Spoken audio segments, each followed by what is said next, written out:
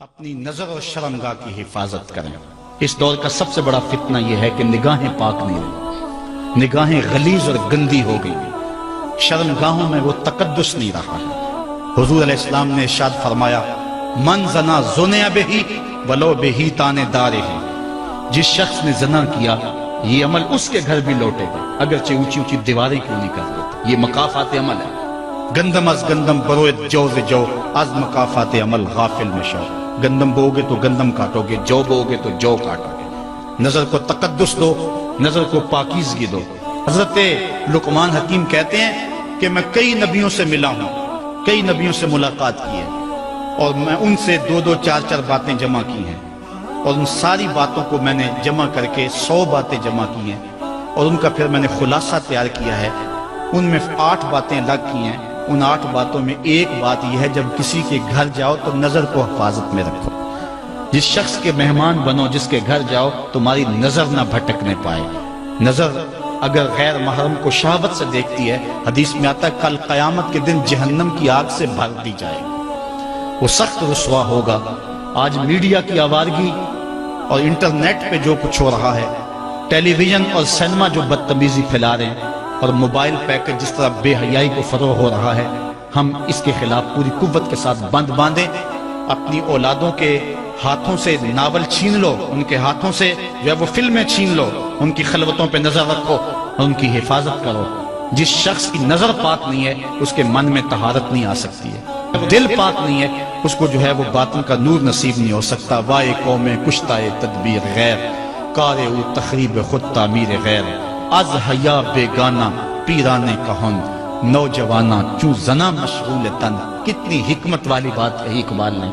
وہ اپنے دور کا دکھڑا سناتا ہے، جس دور سے ہم گزر رہے ہیں اب تو عجیب حال ہو گئے۔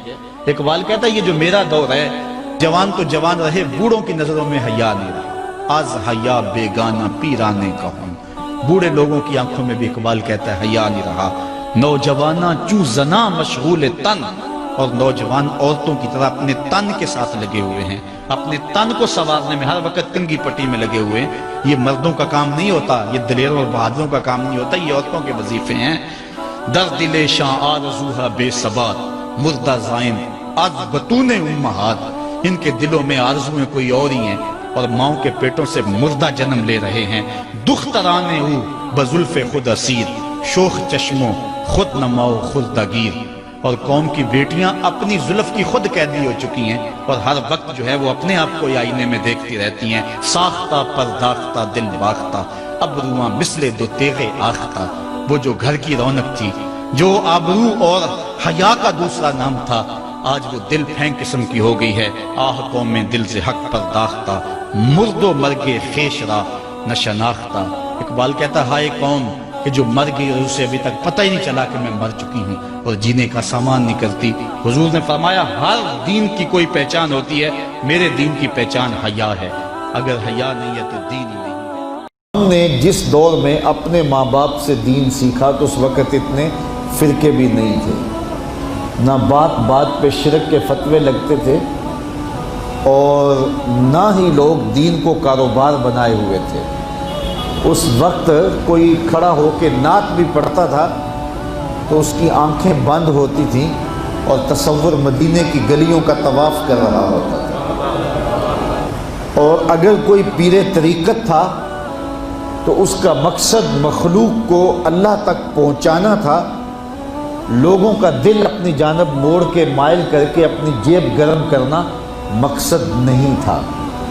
اس وقت عالم دین لوگوں کی عقیدتوں کو سمیٹ کر کے، گھیر کر کے، اپنی عقیدت کے دائرے میں ڈال کر کے ان سے سطحی مفاد حاصل کرنے کا دھندا نہیں کرتے تھے۔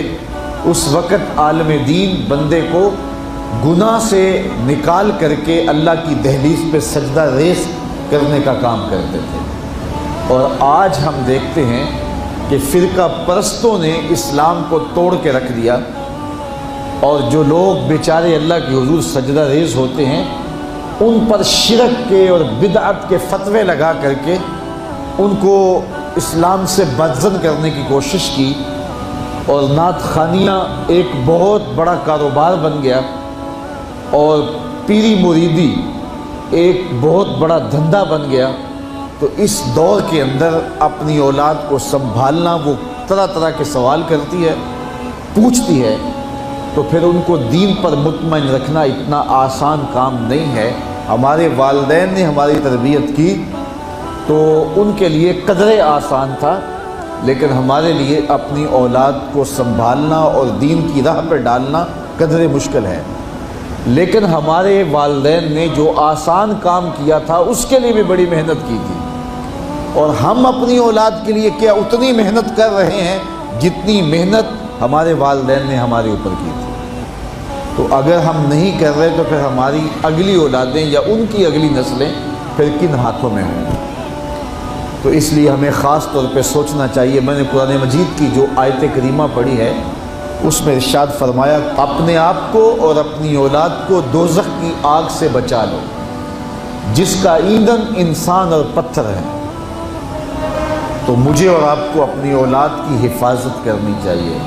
بعض اوقات ہم وطن چھوڑ کے یہاں آتے ہیں اس لیے کہ ہماری اولادوں کا مستقبل ٹھیک ہو جائے۔ ہم خود پردیس کاٹ لیتے ہیں، تنہائیاں کاٹ لیتے ہیں، اذیتوں سے گزر جاتے ہیں، لیکن اولاد راہ مستقیم سے بھٹک جاتی ہے۔ تو ہم نے ان کی دنیا کی زندگی کی تو سنوار دی، لیکن جو حقیقی ابدی اور سرمدی زندگی ہے جو کبھی ختم ہونے والی نہیں ہے تو وہ برباد ہوگی۔ تو ہم نے اپنی اولاد کا بھلا نہیں کیا ہے، اپنی اولاد کا نقصان کیا۔ تو ہمیں چاہیے کہ ہم اپنی اولادوں کی حفاظت کریں، اور اولادوں کی حفاظت کیا ہے؟ ان کے اخلاق اچھے ہوں، ان کا کردار خوبصورت ہو، ان کے دین کی حفاظت ہو، اور وہ ایک صالح، سچے اور کھرے مسلمان کے صورت اپنی زندگی گزارنے کی مشق کریں، اور اس کا عملی نتیجہ ہماری آنکھوں کے سامنے ہو۔ میرے حضور نے ارشاد فرمایا کہ اپنی اولادوں کو 3 چیزیں سکھاؤ۔ پہلی چیز حب نبیکم، اپنی اولاد کو نبی کریم علیہ السلام کا پیار سکھاؤ۔ دوسری چیز وحب اہل بیت ہی، اور حضور کے اہل بیت کا پیار سکھاؤ۔ اور تیسری چیز وتلاوت القرآن، انہیں قرآن مجید کی تلاوت کرنا سکھاؤ۔ یہ 3 چیزیں آپ اگر بچپن سے ہی اپنی اولاد کے اندر داخل کر چکے تو پھر آپ کامیاب ہوئے۔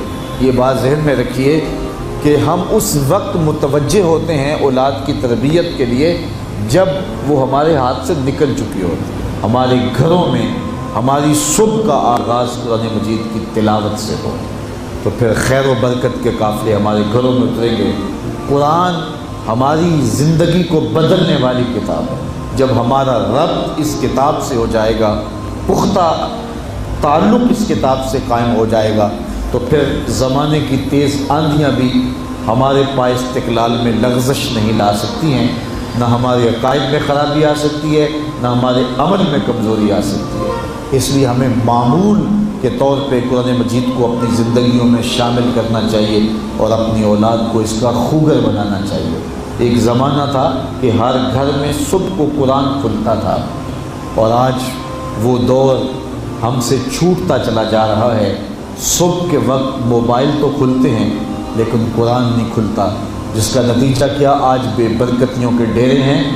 کثرت مال کے باوجود بھی ہم بے برکتی کی بات کرتے ہیں، اس لیے کہ ہمارے گھروں میں قرآن مجید کا چراغاں نہیں ہے۔